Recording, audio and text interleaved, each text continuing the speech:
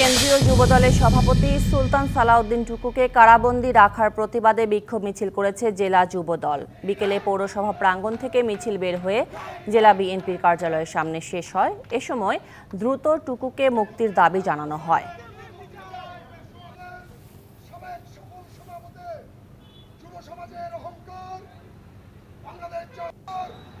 আগামী বছর থেকে হজ যাত্রী নিবন্ধনে লিড এজেন্সি থাকবে 56টি। দুপুরে জামালপুর জেলা মডেল মসজিদে হজ প্রশিক্ষণ কর্মশালায় একথা জানিয়েছেন ধর্মমন্ত্রী মোহাম্মদ ফরিদুল হক খান। হজ নিয়ে কোনো এজেন্সি অনিয়ম করলে আইনি ব্যবস্থা নেওয়ার কথাও জানান তিনি।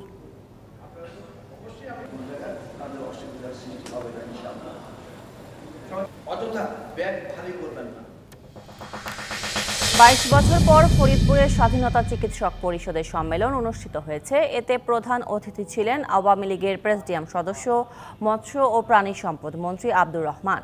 ফরিদপুর সাচিপের নতুন সভাপতি হয়েছেন ডাক্তার আ খ ম জাহাঙ্গীর কবির টিটু ও সাধারণ সম্পাদক ডাক্তার গণপতি বিশ্বাস।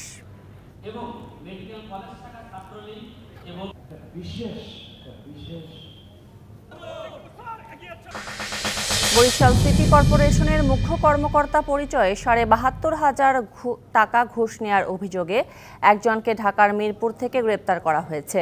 দুপুরে পুলিশ কমিশনার কার্যালয়ে সংবাদ সম্মেলনে এই তথ্য জানায় পুলিশ।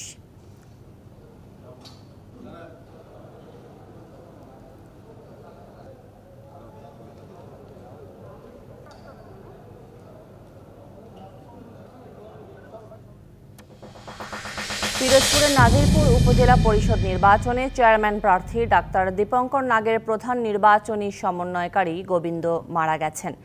তবে পরিবারের দাবি পরিকল্পিতভাবে হত্যা করা হয়েছে তাকে। সুষ্ঠু তদন্তের মাধ্যমে প্রকৃত ঘটনা উদ্ঘাটনের দাবি তাদের।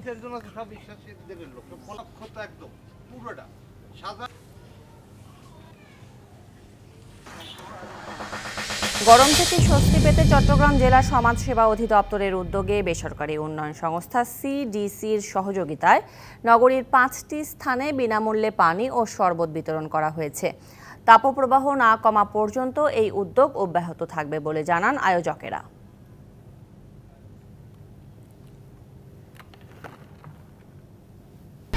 1, 2, 3 ঢাকায় জমি জিতে নিন 100% ক্যাশব্যাক সহ 20 কোটি টাকার পুরস্কার।